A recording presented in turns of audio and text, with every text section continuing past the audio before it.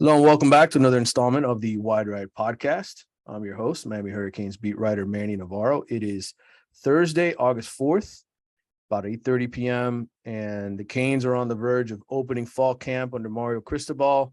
New era for Miami Hurricanes football. A lot of excitement.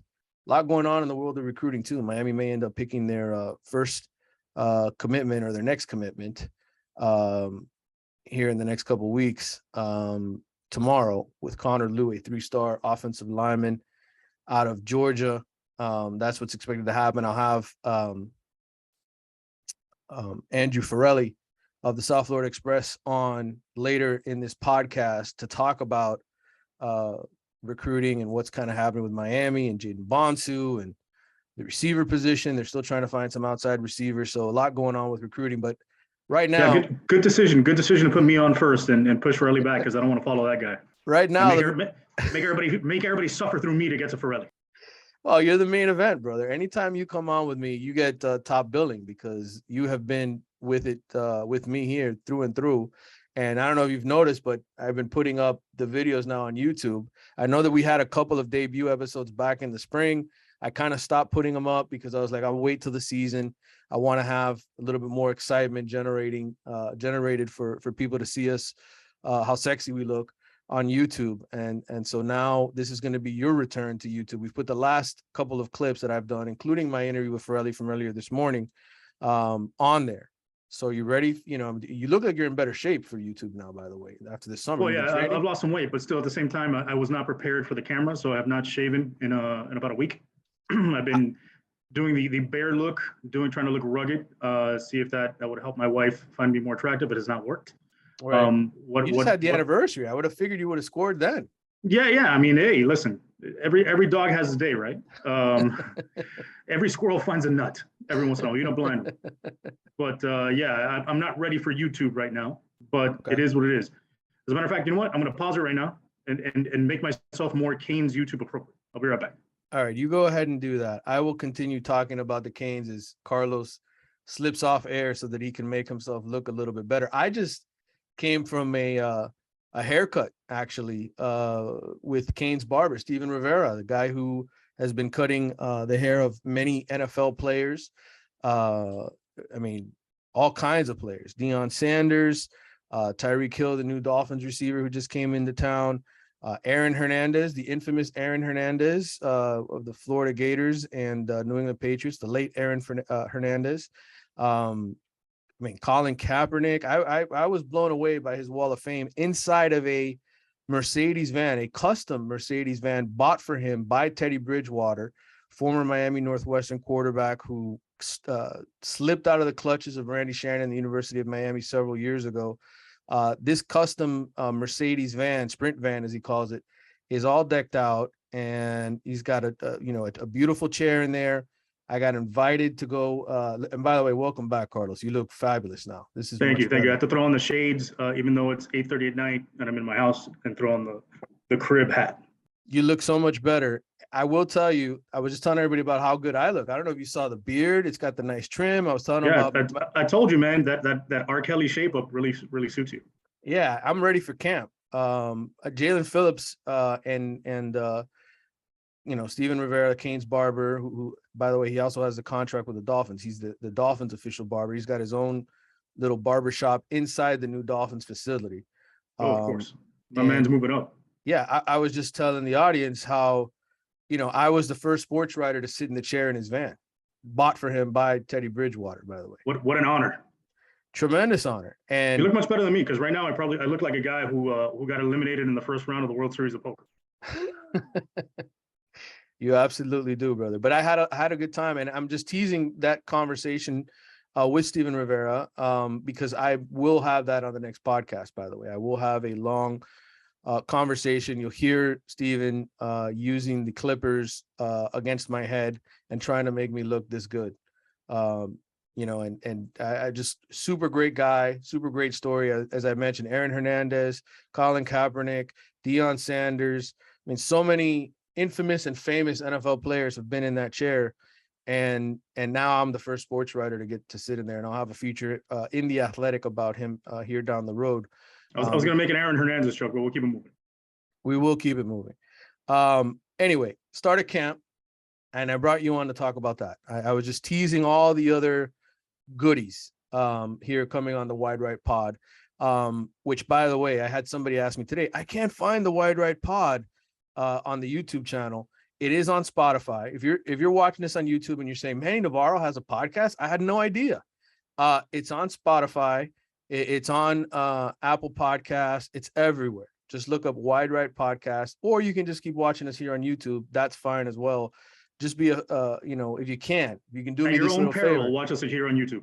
Yes, at your own peril, watch us. But if you can, please sign up for The Athletic. That supports me. All the subscriptions that I sell keep me employed by The Athletic, and it's relatively cheap. Carlos is the only one who only has to overpay. Everybody else gets a discount. I'm like the only subscriber that pays full price year in and year out. Right. So you can get a great deal on The Athletic. Football season starting. I'm going to be at camp tomorrow. I'll have reports from camp. I'll have more videos, interviews for you. We just came off of media day.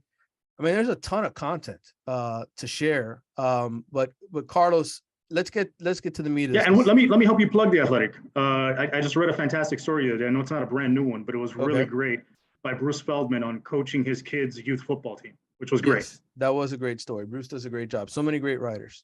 So you can sign up at theathletic.com. Just make sure you click on one of my stories, not Bruce's. Bruce has enough subscribers. Subscribe him. Yeah, I mean, like Bruce, you're the main course. Bruce can be the aperitif, if you will. Right. He's fantastic, though. Let's talk about camp. Media day just happened, and we're gonna get a chance to talk to the same people tomorrow that we have for multiple weeks. The same guys who went to ACC media days: Tyler Van Dyke, Will Mallory, Jafari Harvey, Mario Cristobal. But we will get Aaron Feld tomorrow. He's scheduled to speak to us, Miami strength coach. Going to media day. Are you going to be there in person? I will be there in person. I will be there. Are you allowed early in the morning? Are you allowed to touch Feld's mustache? I doubt it. I highly doubt it. But if I can, I'll sneak I'll do, maybe I have to videotape myself to prove it, right? Or at least take a picture, like tweaking it at the end. Right.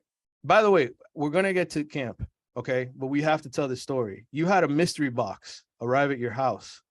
Oh, we're going to do this. Okay. We're going to do this because this is comedy, and we have to have comedy on the show. Right. Please explain the situation. So, for those of you that don't know me, I can be rather lazy in certain aspects of my life. So this is one of those aspects. I had a package delivered to my house. Get your mind out of the gutter. It was an Amazon package. Although when you hear the rest of the story, package may be related. So anyway, got it delivered to the house, brought it inside, didn't even look at it because I assumed it was something my wife ordered that obviously we don't need. But I looked at the label a couple of days later, and it was for a neighbor, literally my next door neighbor.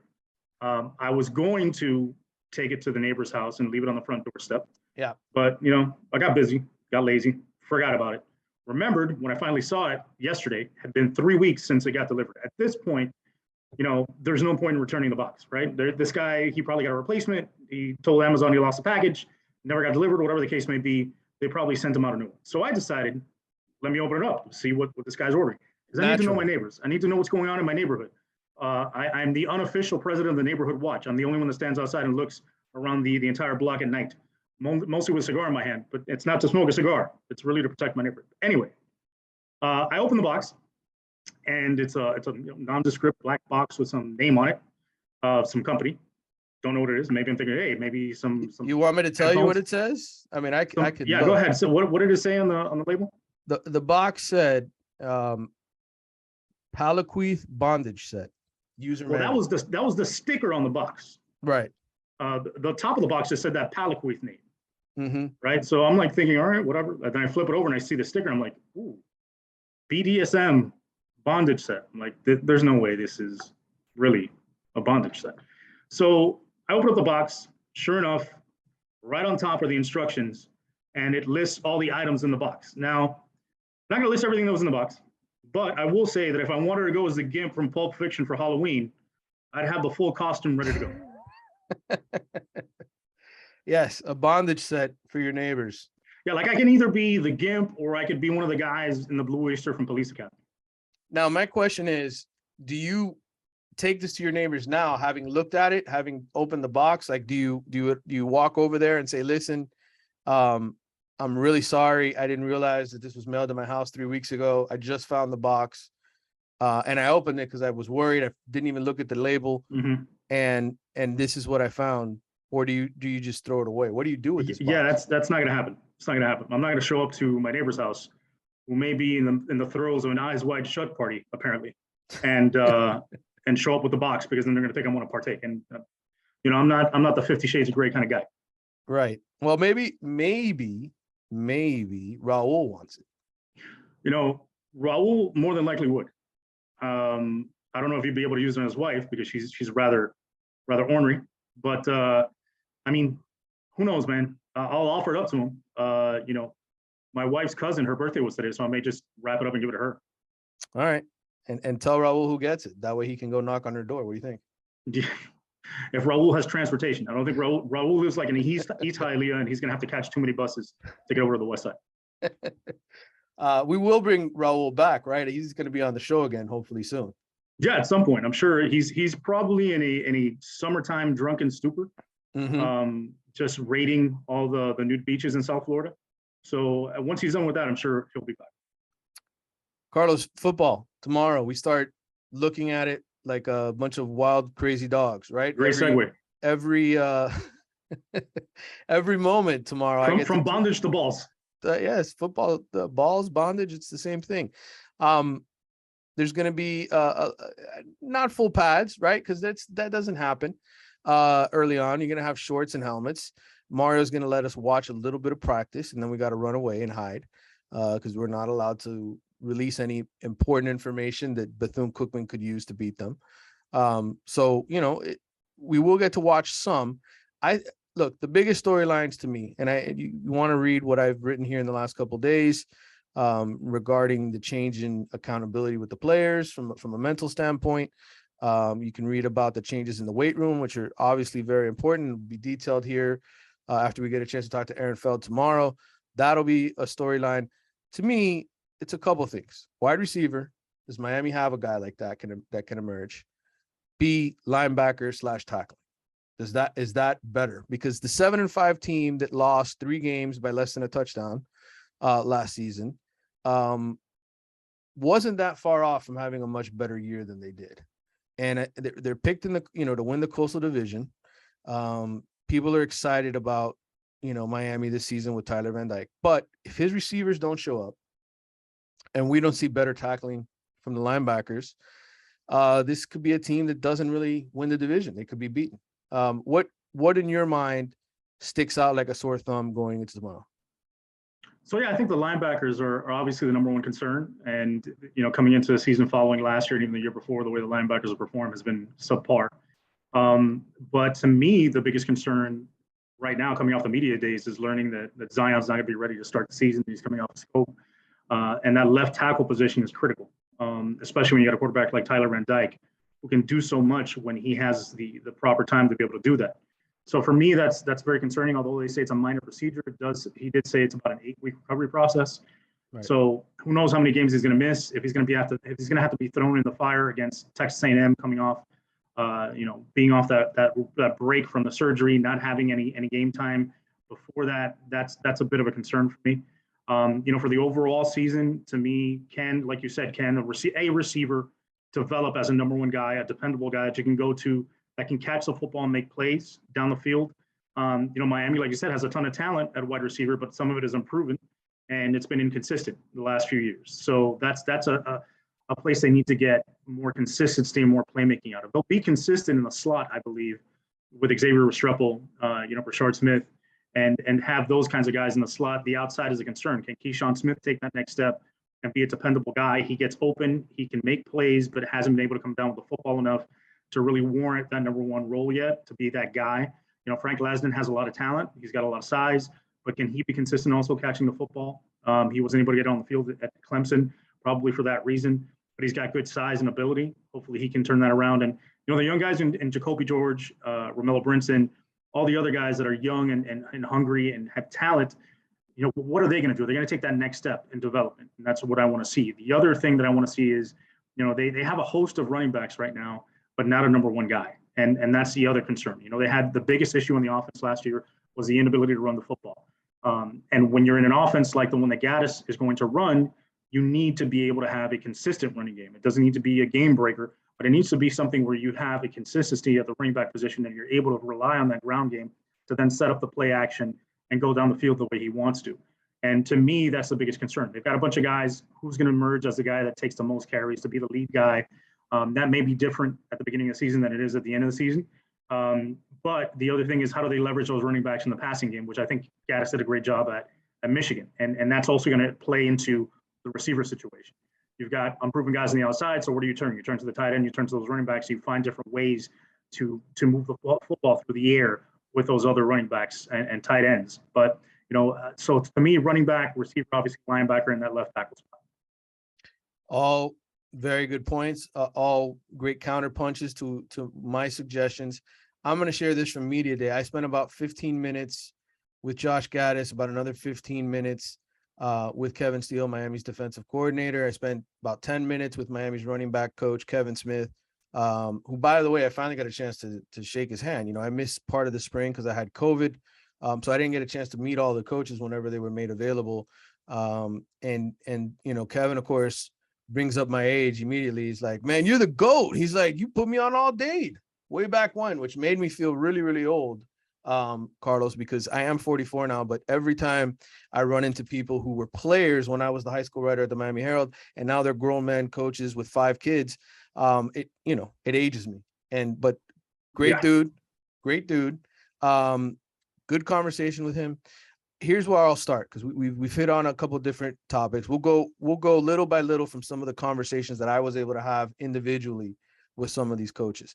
Quarterback, first of all, people were freaking out because Jake Garcia, I don't know if you saw this happening earlier this week. Frank Ponce posted a photo of, every position coach basically took players with them to their house for dinner or took them out to eat. Frank Ponce took him to his beautiful house over there in Miami Lakes. That's where he's living, by the way.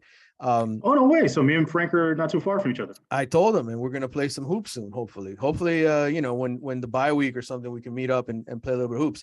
But listen, so, no photo of Jake Garcia. All of a sudden at night, I'm getting text messages from fans, some people who DM me that I talk to, sources. Jake transferring? What's going on? He's not in the photo. I spoke to Jake's father. I spoke to his position coach out in California. All of them assured me he was finishing final. I guess the summer B session finished August 3rd, which was yesterday. And he had a test, project, all this kind of stuff he had to turn in. That's the only reason he wasn't at the dinner. Okay, and that's also not a slight on Frank's barbecuing ability. I'm right. sure it's fantastic. I'm sure it's fantastic, or wherever. It's not better than mine. Not better than mine, but that's fine. It's still pretty good. Right.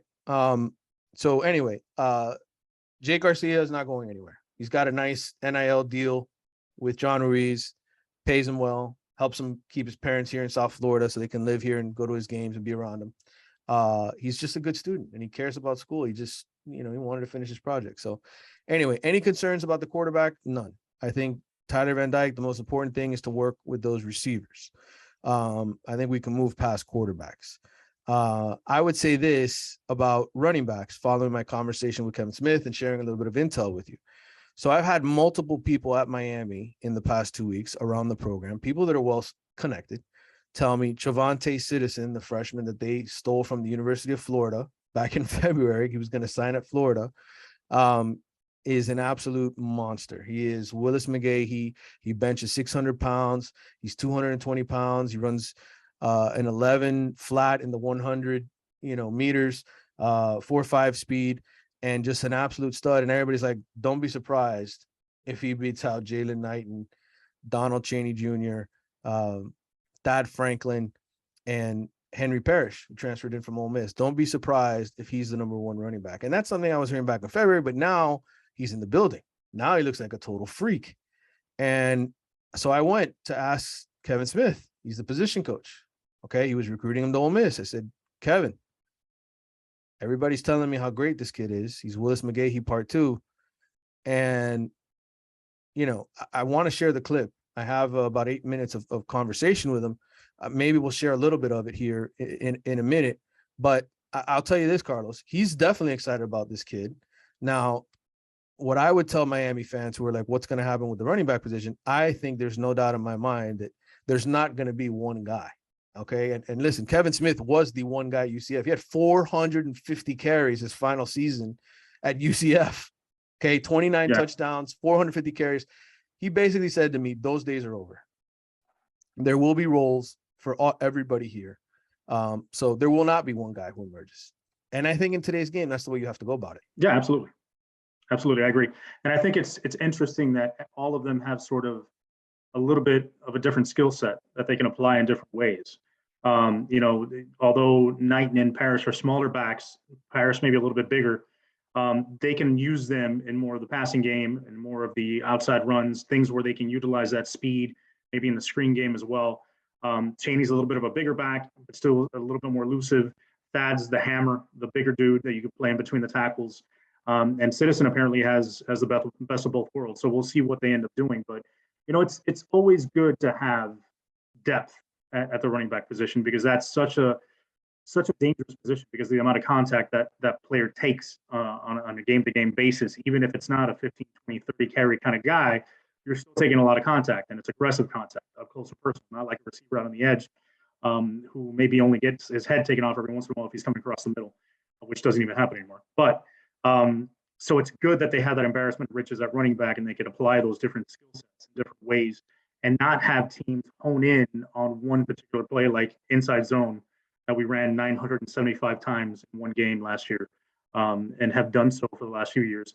Although last year's a great offensive coordinator, the one complaint I would have is that his run game was a little bit unimaginative, and really, although he didn't have the ability to change it so much because of the issues with the offensive line and the lack of depth at running back, I think you'll see more versatility in the run game this season, and see more of those guys be placed in the best position to make them successful, and not run things like Jalen Knight and have them run an inside zone or just a straight dive game after game and play after play, because that's what it calls for. I think you'll see them be in positions where their skill set is better utilized. Well, I want to play a little bit of this Kevin Smith sound just because I got him one-on-one, and I asked him some questions specifically about the young running back that they pulled out of Louisiana that everybody looks at and says, there's no doubt Trevante Citizen is going to be great. Well, here's what Kevin Smith had to say. All right, so you heard the sound from Miami running backs coach Kevin Smith. That was fantastic. Obviously, he's going to be a guy who, and for our YouTube people wondering what the hell just happened, that's what you call podcast magic, by the way. That's podcast magic. So if you want to hear what Kevin Smith said, go to the whole thing in our minds. We Jedi mind tricked it, and we heard the whole thing. But sorry for you guys that don't have that ability. Anyway, you heard what he said. Here's what I'll say as a follow-up to the running game situation. I don't know if this has been reported by anybody. This is a small football detail, okay? But it's inside the game, and for those of you that like this kind of stuff, I talked to a lot of the offensive linemen to ask them specifically, in what ways is Mirabal different from the previous coaching staff, right? What he teaches, what Mario teaches, the way that you guys block, okay? And besides the combo blocking and just, in terms of two guys taking on one guy and just opening up lanes, etc. Physically, what they're doing with their hands is different, okay? And I looked it up online, and this will be in a story at some point in the Athletic, but I might as well say it here on the podcast. Alex Mirabal had like a whole story he wrote on using the pull-up method, which is basically getting two hands inside on the chest pads of the defensive lineman and pushing them up and lifting them up and out of sort of their shoes with the strength that they have. And using that method versus the punch, which is a little bit more of an opportunity where if you don't hit a guy well enough, they can sort of rebound and knock you over and blow up the hole. Carlos, I don't know how much inside football you want to get into, but I thought that was kind of interesting. And I don't know if you had heard that during the spring or not. I know I didn't. Maybe it's because I wasn't there enough with being out with COVID, but I don't remember them talking about that in the spring. Yeah, I don't remember that either. And it's a different technique because, as you said, when you're doing quick hand punches and hand strikes, the ability for the defensive lineman, if he's quicker or he's first to shoot the hands, can slap those hands away and then gain control of you and win the matchup, basically, which happened a lot with Miami. So what you'll have is you'll have a defensive lineman slap that hand away, grab the shoulder pad, and then basically just have the offensive lineman at his mercy and be able to shift and toss and go make the play. With that technique that Mirabal is teaching is when you're getting your hands, you're shooting them quick inside, grabbing the inside of the shoulder pad and trying to leverage the defender one way or another, and you're lifting him out of his shoes because now the old adage in offensive line play is lowest man wins. So what you're trying to do is get the leverage inside on the offensive line, on the defensive line, and be lower than him at the point of attack. Get those hands inside, and then use your lower body to drive him where you want. Where now he's lost that leverage. He's got no control over his lower body. He doesn't have that strength, that center of gravity that he can use to now make a move. And he's just relegated to basically trying to fight your hands off. And it's difficult when you've got your hands locked in and your elbows basically pressed in, trying and moving that person around. You can't slap that as easily. Whereas, when I've taught this as a football coach before in the past, a lot of what they teach you, especially when it comes to receivers, when they try to jam you and those hands get extended, you want to hit them between the wrist and elbow because that hinges, right? That's the way that those defensive linemen will knock those offensive linemen's hands off. They make those arms hinge and they can gain control again. When you're in there that tight and you're up in there that strong, it's difficult. If you try to make it hinge, it's not going to work. I just made my microphone. If you can't, it's not going to work because you're in so tight and in a strong position of control. Which also requires better strength, right? And quickness and the ability to get low and get under those pads. So it's interesting that Mirabal teaches that way, and I'd like to see how that gets executed. It's a little inside football for you. We try to bring you something whenever we can, and that's as inside football as I'm going to get this week. I don't have any other deep, penetrating, No, so we're back to the bondage. We're back to the bondage with the deep football information. Yes, we're back to the bondage. That's what I was thinking about as I was saying that. Any other football info in terms of inside football, but that is as close as you'll get. And it'll be interesting to watch, as you said, the tactics. I asked Will Mallory, who's been here for 5 years, about the switch, right? Because he's a tight end. He's got a block. He is in the Y position. Elijah Arroyo is going to be the H-back, essentially, when both of them are on the field a lot. In two tight end sets. And I asked him, I said, the difference in blocking, how much has that been taught to you? And he said, it's 100% been taught to the tight ends. And in terms of the, putting the hands inside and using that pull-up sort of method, he said he used that method when he was a freshman. That's what way back when he was a true freshman, that's the way he was taught to block. It changed. I mean, Miami's had 4 different offensive line coaches since he's been there. So, so go back to, I guess, whoever was here 4 years ago, 5 years ago, that's the way, and I'm forgetting it. I think he's the coach who's now left North Carolina, is now at Georgia, and his name is Searles. Stacey Searles, right? That's the way Searles taught them to block. Garen Justice was more of a punch guy. And anyway, so Mallory told me that he feels that that's a much more effective way and probably much more of the way that NFL guys block, by the way. He said that the benefit of it, a lot less holding calls when you're sort of tucking your hands underneath the shoulder pads, hitting a guy in the chest. Harder to see and catch those holding calls. So something to watch inside football. Let's move on to receivers for a second. Gaddis was asked by David Lake of Inside the U how much confidence he has in the wide receiver talent. Does he feel like there's enough? And Gaddis's response was interesting. It was, I feel like there's enough talent on this team, which when a coach answers a question that way, little sirens go off in my head that say, well, clearly he's thinking he's going to have to look at running back and tight end for a lot of production this year in the passing game. Agree or disagree? Yeah, I agree. It's one of those things like if you compare that to other answers that other position coaches gave, like Kevin Smith's answer about Trevante Citizen, or even questions about the offensive line where Mario has come out and said, he thinks John Campbell is going to be one of the best players in the ACC this year, not just on the team. You don't get somebody praising a specific player at wide receiver. That means you don't have a dominant player at that position. That means you're basically just a collective right now that's trying to figure its way and trying to identify the guy who it's going to be, either in camp or when those bullets start flying during the regular season. Someone has to emerge because right now there's not that one guy you look at and say, okay, this is the guy. There's no Charleston Rambo this year or Mike Harley.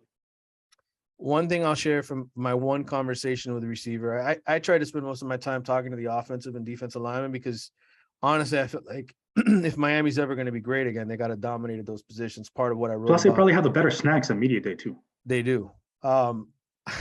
Jacoby George, did inform me and Matt Shodell of CaneSport, who were there talking to him at the same time, that he will be the punt return guy this year. So he will be involved in that. Interesting conversation with him about, just what you do on punt returns. But anyway, Jacoby, he's one of the receivers. He's one of the guys fighting for those jobs. One of the guys, I think, in the running. I think him and Romello Brinson are lining up on one of those outside positions. And I think the way this, and Keyshawn Smith, by the way, I think they're all together. And then I think the opposite side is like Frank Ladson and the kid who just got here, Colby Young. Those are the main guys at the other spot. So I think they're kind of going with one big athletic leaper type guy. And then, Keyshawn, I would assume Keyshawn will be one of the starters. I would think him and Restrepo will be 2 out of the 3 starters whenever they go 3 receiver sets. They may not. They may do a lot of 2 tight end sets that only have 2 receivers on the field. But well, you could still go, you'll go 3 receivers, 1 tight end, 1 back. I think you'll see a lot of 2 tight end sets, like you said. And the way Gaddis used it a little bit in the spring is using one of those tight ends in the backfield almost as a fullback. But I think it's very interesting that you're seeing Jacoby George get to the punt return job and Restrepo being taken off of that along with kickoff return, because I think they know that that's their most reliable right now, their most reliable receiver, and they don't want to put him in a position where he gets injured. I agree. And I think, we'll see ultimately whether or not they put Restrepo back there, but I think obviously, again, that's probably some of their thinking. He's going to be getting a heavy workload in that slot. And obviously Will Mallory, the other tight end, be catching a lot of balls. Elijah Arroyo will as well. So we'll see where ultimately Tyler Van Dyke develops the best chemistry. But look, Xavier Restrepo is his best friend. And I know that he spends a lot of time with Elijah Arroyo. They're both represented by Rosenhaus Sports. They're guys that just hang out a lot together as well. And so I think he's going to have the best chemistry with his tight ends and probably Restrepo among the receivers. And then, one thing that Gaddis talked about was the running backs. He feels like they've got some good pass catchers. Henry Parrish has some good hands. Jalen Knighton caught some balls and did some special things out of the backfield. So ultimately we will see what happens when games start to be played. But I think right now, I'm not saying they're dismissing the receivers as deep threats, but I certainly think somewhere up there in these first 2 weeks of practice, when Josh Gaddis is formulating the strengths of this team and ultimately setting in a game plan for week 1, week 2, and week 3, he's going to have to make a decision. How much do we count on these receivers to go deep and stretch the field? How much do we just, go with what our strength is? All right, that's that. Offensive line. You mentioned Zion Nelson. I asked Zion point blank. I said, is there any chance where, you don't play week 1? He says, I don't know. I can say this. He had the surgery more than 3 weeks ago now. They said 6 to 8 weeks. He felt, had to have loose cartilage basically taken out of the same knee that he had injured before. I asked him if it was related to the previous injury. He said no, and that it was painful. It was something that he had to get done before the season started, and nothing that ultimately is going to cost him any important snaps. I think, what I could see happening with Zion is that he comes back the week before the first game, doesn't play against Bethune-Cookman, but probably starts the next week to get sort of a tune-up game before Texas A&M. That's my opinion. That would be ideal. That's my opinion. That's not fact. That's not going to happen 1,000%. That's my opinion of what's going to happen. And I think in the meantime, a guy like John Campbell, who, listen, what Mario said about him on Tuesday, he's going to be one of the best players in the ACC, didn't surprise me, because Garen Justice, when he was here, loved John Campbell. And he was so excited to coach this guy.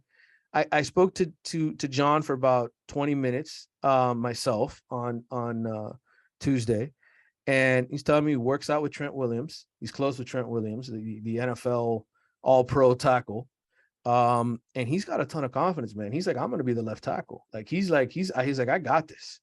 And truth be told, go back to last year and look at where Zion Nelson got his first few snaps of the season. He was at right tackle.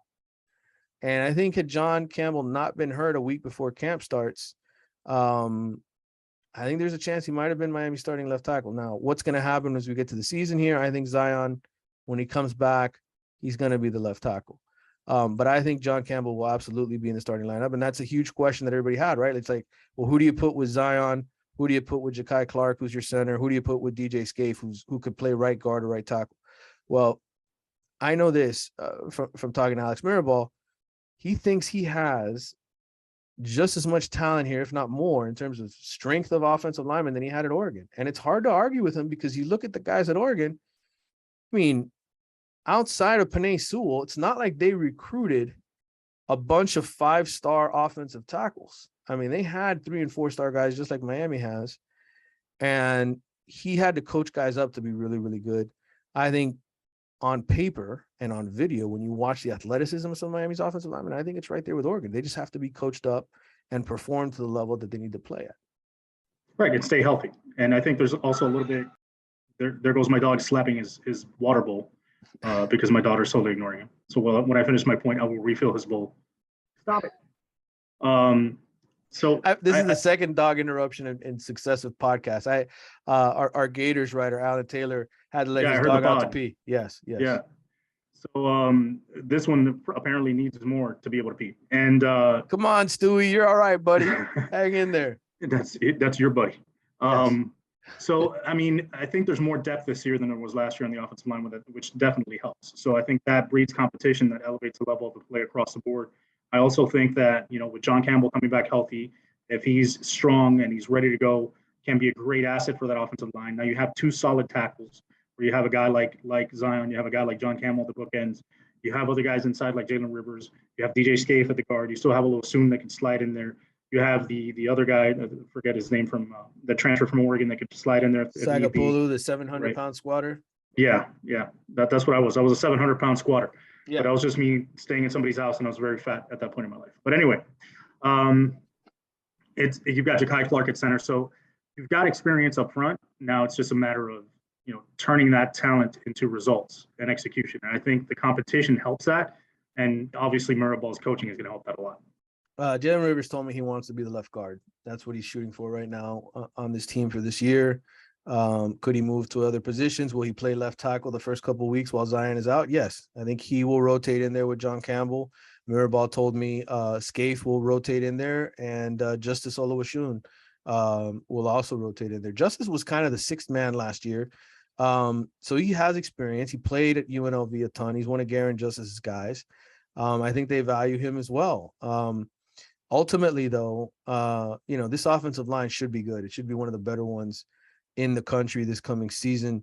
Carlos says, did Stewie get his water?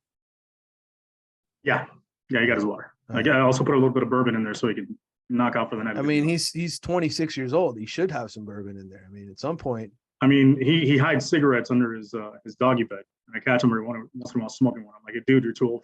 Can't be doing this. Yeah. He's a French poodle. What are you gonna do? He likes his wine. He likes his cigarettes. He likes his brie cheese. You got to keep him happy. Yes. Defensive line wise, as we shift over to that conversation, Akeem Mazador, the transfer from West Virginia, told me his shoulder is about 80%. Now this is a kid who's been dealing, Canadian born, nice kid, by the way. First time I have a chance to talk to him. He was all Big 12 second team, I think, a year ago. And he's had this shoulder / labrum issue since high school. And he re-injured in the bowl game for West Virginia and had surgery, and he's about 80% recovered. They told him 6 months of recovery time, and he's at month 6. So he's not going to start camp on time tomorrow is my expectation. He may be out there going through stuff, but he 80%. Coaches, he says that to us, the media. I'm sure he says that to the coaches. He's going to be slow coming out of the gate. But, listen, I was super impressed. I mean, Leonard Taylor, I think I was the only reporter to talk to Leonard Taylor yesterday or 2 days ago at Media Days. He told me he's still 290 and he's cut 5% body fat. He could only do 1 pull-up when he got to Miami. He's doing 8 now under Aaron Feld. Jared Harrison Hunt, had a foot infection in the spring. He's put on good weight. He's stronger. He's up to 295 now. Jared was a little light before. Now he's bigger, stronger, feels more explosive. Chance Williams, another, defensive end here who was in the rotation. He told me he feels so much more explosive in his hip. All these guys look so much bigger. And I know this happens every year. Every year we talk about how great these guys look coming off of, the conditioning program. But I don't know. There's just, I don't know, a different level of swagger when it comes to it. They picked up 5 guys in the portal. Jake Lichtenstein, who we saw this spring, was good.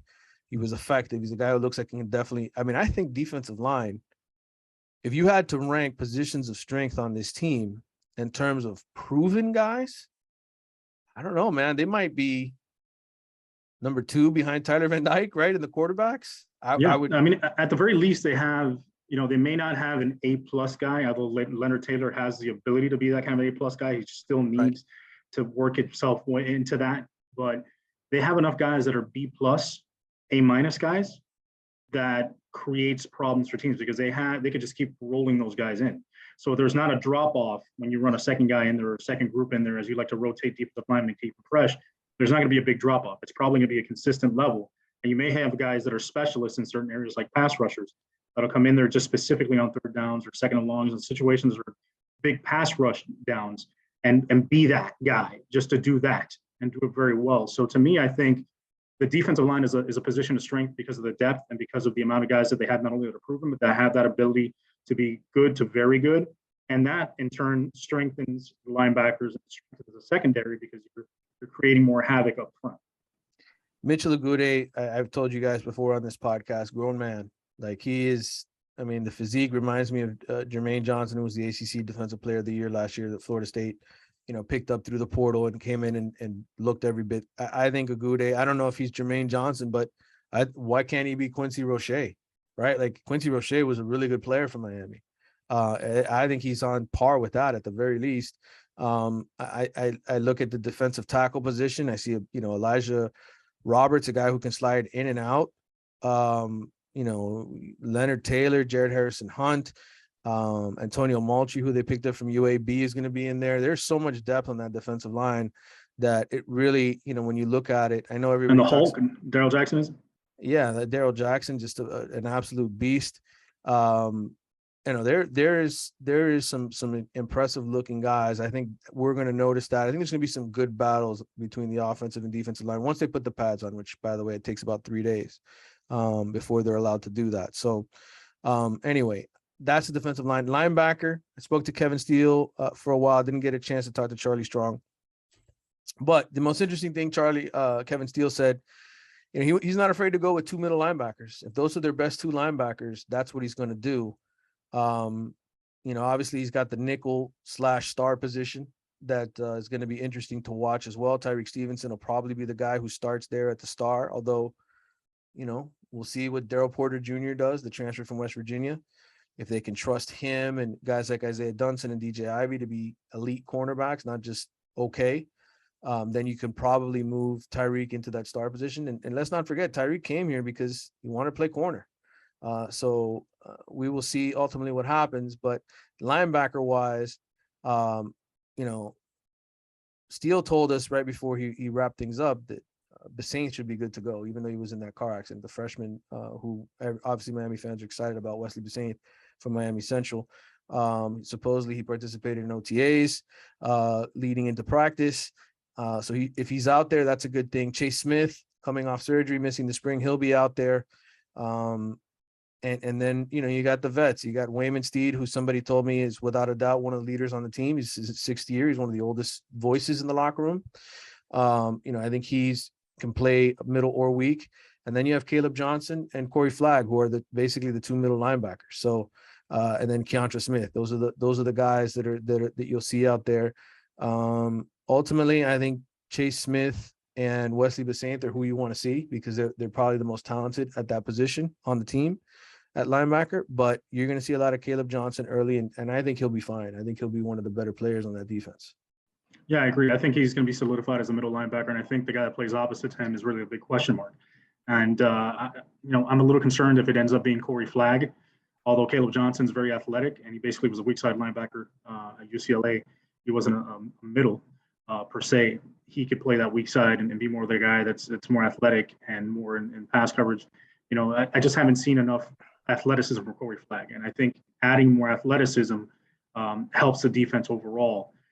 especially when you got that big defensive line now, guys up front that can actually occupy offensive linemen and let those linebackers flow to the ball. You want guys who are athletic enough to get to the ball before it crosses that line of scrimmage, or at least when it gets to the line of scrimmage. And I don't think Corey Flack has that closing speed yet. He hasn't shown it yet. Hopefully he develops it. Maybe he's done it over the spring and the workouts. That remains to be seen. I know I read that Keontre Smith is now up to 230, which is great, but he's still getting adjusted to that weight, not flying to the ball as he was before. He's got to get adjusted to that, but at least he could shed blockers a little bit better and make more physical contact when he gets to the ball. So that, to me, I think eventually what you're going to see is probably Caleb Johnson and Keontre Smith, if Keontre can adjust to that weight gain. But you'll probably open up with, Caleb Johnson and Wayman Steed or Corey Flack. And I think it's probably going to end up being Wayman Steed. Yeah. And I asked Kevin Steele, I said, in your defense, do you have the confidence? You've got quarterbacks out there, right? Because that's ultimately what matters. Do you have guys that you can have confidence in to align everybody and make sure they're on the right assignments? Between the safeties and linebackers, that's where the responsibility usually falls. I think he has confidence that the guys know his defense. They learned it this spring. I think he feels confident in those guys. I think Caleb Johnson was a quick study. He's a guy who started UCLA 17 games. So it's not going to be difficult. It's not complicated. It's basically mirroring the running back. What we're not going to see anymore is a bunch of linebackers shooting gaps, trying to create tackles for loss, which is what burned Manny Diaz many times and why you saw many one-on-one type situations down the field where missed tackles were happening. This is about wrapping up. This is about shutting down and forcing third down and making a team beat you on third down with this defense. I'm not saying they're not going to be aggressive and not try to blitz or put pressure on the quarterback. I think Kevin Steele pretty much told us point blank, he's the kind of coordinator where he doesn't have his own defense that he runs. He adjusts to whoever the hell he's playing. His job, he says, is to make quarterbacks play left-handed. Right. And so that's his mentality. And I think he's going to be very adaptable to his defense. And one thing he said over and over again to us on Tuesday is, he's drilling into these guys' heads. There's not 11 starters. There's 18 to 22, because in his mind, you have to roll that depth. All of that died when teams went to hurry up offenses. Yes, Kevin Steele is an older gentleman. He has been in this game a long time, but he is very with it. And he is not this old school guy who's not going to adjust. And he's one of the best in the country at doing it. Go back and look at what he did at Auburn, shutting down Clemson's offense, the 2 games that they played. Jimbo didn't have a whole lot of success against him at Texas A&M, neither did the previous coaching staffs. I mean, Alabama would fight tooth and nail every year. Yeah, and the great job he did against the 2019 LSU team with Joe Burrow. Right. I think the biggest difference we're going to see between the Kevin Steele style of defense as opposed to Manny's style of defense is, like you talked about, Manny's defense was predicated on tackles for loss. So a lot of what they did was shoot those gaps, try and get in the backfield and make plays there in the backfield to try and get the other team behind the sticks, get them behind in terms of where they're on schedule. What Steele's defense is going to do more of is be gap sound and gap control. So they're going to be in the right spots. They're going to be in the right place, and they're going to find the opportunity to meet the ball in the right gap and not be out of position. And then obviously the other thing that he's preaching, that which he talked about in spring also, is gang tackling, everybody getting to the football, not letting it be one guy that's trying to make the play. One guy makes contact, 4 or 5 other guys are in there right behind to shut him down. We went inside football again. That's the second time on the show. I told the listeners we wouldn't do it, but we did it. Yeah, I mean, you were rolling there. I couldn't stop you. Sorry, man. I get inspired. So anyway, Star, by the way, the other guy at Star, Corey Couch, Nickelback, obviously. So between him and Tyreek Stevenson, my guess is Tyreek may play the Star on first and second down and then move outside on third down and have, Tyreek come in, go outside and to Corey move into that slot position. Somebody else who we saw there, I think in the spring, was Al Blades. I think Blades is probably going to be more of a safety this year in certain situations. But the cornerback position is going to be fun to watch.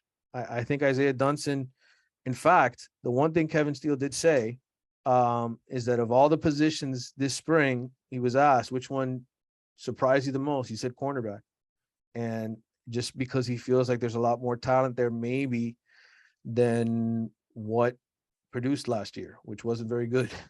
Yeah, absolutely. And with Adai now back there coaching the DBs, I think it's going to be much improved.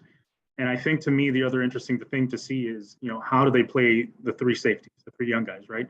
Avonte Williams, James Williams, and Cam Kitchens. Do you see some 3 safety sets? Right. Which to Susan me Miller makes Dagnan sense. of the Miami Herald asked Kevin Steele that very question. And what did he say? He said, first of all, Because listen, I don't read the Herald. All I read is the Athletic. So I don't know what. Uh, this is what he said. He said James Williams is a safety, and I don't care if we call him a giraffe, a hippopotamus, a lion. He's a safety. And ultimately, if those three guys are going to get on the field, okay, could one of them be in the box? Sure, but he's still going to be called a safety because James Williams does not want to be called anything but a safety. Honestly, and I saw Jamil Adai said this is somebody else, Miami's secondary coach. And I wish I knew the news source right off the top of my head because I didn't talk to Adai. There's only so much time you get with these guys, and you have to sort of maximize what you can with each of them. I saw that Jamil Adai said that there will not be many situations where those three are on the field at the same time, in part because with how much rotation is going to go on and keeping guys fresh. Right, they're all going to get snaps, which is encouraging. Right. So we will see a 3-man rotation at safety, maybe 4 if Brian Balaam develops into the guy that Manny Diaz hoped he would under him. Brian Balaam's a good player, I think. But we'll see. Ultimately, I think it's those 3 guys rotating there. And then, right, and we still have Keyshawn Washington also to see what he develops into. Right. Well, there's some lower guys on Jalen Harrells, all those kind of guys that, maybe they play on special teams. I don't know how much rotation work they get. I think you're going to see an 18 to 22 trusted man rotation. It's a circle of trust, man. It's Kevin Steele's circle of trust. I would venture to say you will see 10 defensive linemen play, 9 to 10 defensive linemen play a game, probably 5 linebackers, and then, 5 cornerbacks and 3 safeties. That's 23. That's probably too much. Maybe 9 defensive linemen to get you down to 22. No, I think you'll do 10 linemen, probably 3 to 4 linebackers, and then you're correct on the secondary. Yeah, so ballpark, that's what I would expect against good teams. Against bad teams that Miami should beat, you'll see more of those other guys get opportunities because I think, Mario is the kind of guy that this is about big picture. Like he's going to obviously want to win every single game. I'm not saying he's not going to think about that, but I also think, he's not stupid. You got to play the freshmen. You got to play some of these young guys to keep them from transferring, and you got to keep them involved, and you want to develop them. And I think Kevin Steele's with that. In fact, he was asked by Michelle Kaufman of the Miami Herald about, I think it was Michelle Kaufman, about playing freshmen. And he had a funny answer about that. Like, you got to play freshmen. There's no old school mentality of, you just go with the seniors and the juniors. And he is very much about playing the freshmen in today's era. So that's good to hear if you're worried about Kevin Steele maybe pulling a Manny Diaz. Yeah, I think it's a situation where at this point there's not that old school mentality of freshmen only play after they've been there and redshirted for a year or it's the end of the season. I mean, if you're ready to play now, if you show the ability in practice and you're strong enough and you're good enough, you're going to get on the field. And it's not only because of what you said with NIL. At the end of the day, these coaches and Mario Cristobal know that they have to produce. And if the best guy on the roster is a freshman and the best guy that will produce the most results is a freshman, he's going to get on the field. And at the same time, he wants to see what he's got. He's got to see these kids not just in practice, but he's got to see them in live competition against other grown men. Yep. Carlos, thank you for previewing the start of fall camp with me. For our podcast viewers, be sure to check out the segment. Our podcast viewers on YouTube, be sure to check out the segment on recruiting with Andrew Forelli of the South Florida Express that's going to be attached to the podcast on Spotify and everywhere else. So when are we going to do this again, Carlos? You have your own podcast, by the way. Should we tell people again where to go? Because you're working on an interesting project. Tell them about your interesting project and what you're doing for your podcast. Yeah, so I had recorded it Tuesday, I believe it was. I was going to put it on the air, and I had an issue with the audio. So I didn't end up doing it, so I had to re-record, and I haven't re-recorded yet.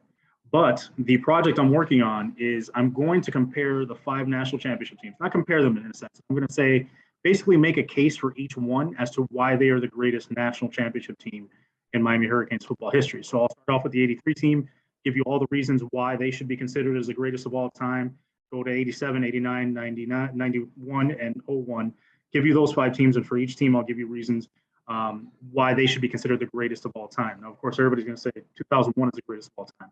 But we're going to make cases for each one, and we're going to try and use the same categories and compare them and say, okay, these are the metrics. These are why we believe, this stands out for this team, this stands out for the other team, and then use some things that are maybe, not necessarily quantifiable, but maybe that play in their favor. Like, their strength of schedule is better. They played better teams. They played a better opponent in the championship game. They went undefeated as opposed to losing a regular season game. All those things play into the factors, along with obviously guys that get drafted, the talent on the team, or maybe lack of talent on the team, is what makes them the best. So that's what I'm working on right now. Excellent. I'm definitely going to check that out because I want to see what consensus you come up with there. Make sure you check out the MIA All Day podcast with Carlos Ledo here. Comes on, does a great job, does a better job than Kelvin Harris. Kelvin does nowadays is harass me on Twitter and say 15-0.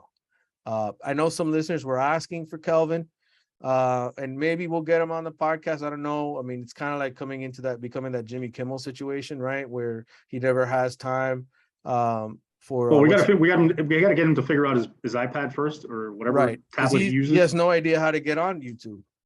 No. And the other thing is, like, his audio, we spend half the time trying to get his audio right, and then we're staring at his head 90% of the time. It's just a weird experience. Albeit trivial, but it's weird. Yes. Thanks again, Carlos, for coming on. If you're listening to us on the podcast, you're going to hear the segment here coming up with Andrew Farelli talking Miami recruiting, Andrew Farelli of the South Florida Express. If not, this is going to wrap up the YouTube segment. Carlos, thanks for coming on, brother. No problem, man. And thank you guys for putting up with the facial features here.